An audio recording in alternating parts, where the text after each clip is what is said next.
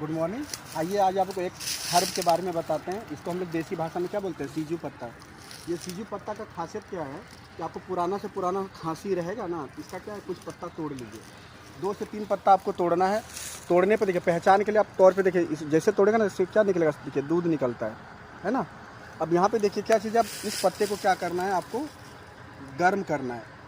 गर्म करने पर ये हल्का सा जो ना तुरंत इसमें, इसके बाद क्या करते हैं, इसको आराम से ऐसे ऐसे करके इसका जूस निकालता है। वो जूस निकाल कर आपको पी जाना है। पुराना से पुराना खांसी जो है ना आपका ठीक कर देगा।